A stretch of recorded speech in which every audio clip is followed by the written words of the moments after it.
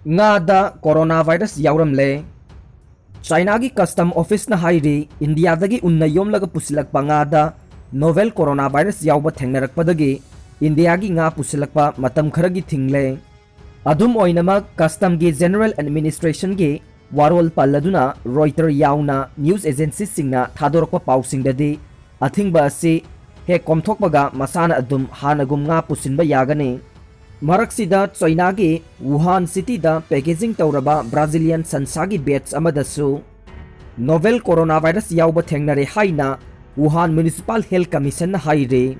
sarugi saruk yaudaba sansa matong unna packaging tauraba mayom sing adu Brazil dagini maduda positive sample ahum thengnabani haire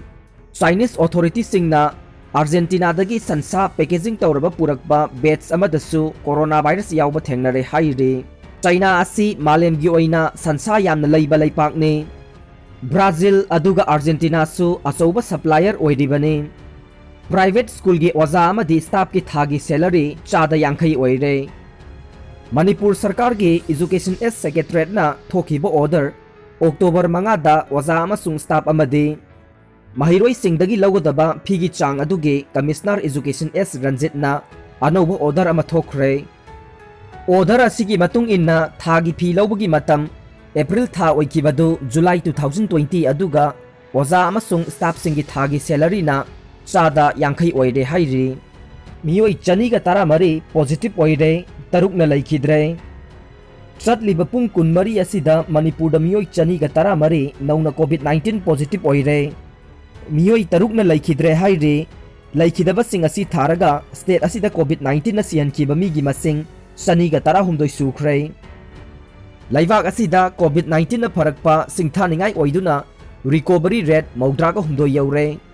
India laivak asida COVID-19 na pharakpa nongmagi hengalakpa oina malemgi laivak singa yengnabada aduki matik singthaningai oire haina Union Health and Family Welfare Ministry na phongdokre nakal amaromda North East ta positive case wangkhalakpaga loinana sibasu nongmagi hengalakli Maraki Mikhal Pangthokiba Kendra Singi Miyam Paktaknana COVID test taunaba thabak hauragani Handak Maraki Mikhal Pangthokiba Kendra Singi Miyam Paktaknana COVID test taunaba thabak hauragani haire Wafam asi hauji mayoknariba COVID-19 pandemic tagi ngakthoknaba amadi Laingakna paikhatliba makha taba thorang singi miyam na khangannabagidamak ngasi lamphel pata leiba Directorate of Health Services ki office ta pangthokiba paumi singa unabagi thoram amada Health ke Principal Secretary B Bumlun mang na phongdokhibani National Education Policy 2020 implementation tauba taraibo oiroi desam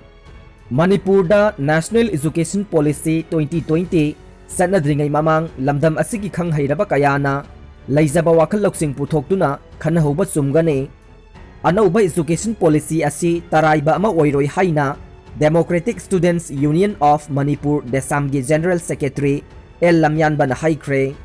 ngasi mahiroi loop asi na sinduna National Education Policy 2020 implementation and its impact with special reference to Northeast India hairiba hiramda Kosemgi conference hall da pangthokiba nongmagi oiba academic discourse amada Lamyanba da wafam asi phongdokhibani Mahakna hai anauba education policy asina lamdam asigi inat cultural identity amadi saktamda kari ahongba purakpa yabagi haibadu kupna nainaduna response ta hogdrabade aikhoi isak thokna hingba ngamlaktabasu yai quality education gi masak takadoriba ase teaching learning process amadi outcome asina takadoribani education haibasi aikhoi gi ngaklawne aikoina personal value community value amadi Universal value khangnaba quality education mathau tai phibam asida laingakna chalaiba school kaya lena lairik tamba phangalavasu tambinaba mahiroi laktriba amadi tamhannadriba sisu kupna khanaba tangai fadre haina mahakna makha takhi ngasigi academic discourse aduda moderator oina kosemgi chairman Dr. L Mohendra reporter oina MU gi Department of Economics ki postdoctoral fellow Dr. Bisanjit amadi Atai masak naiba kayasu saruk yakhi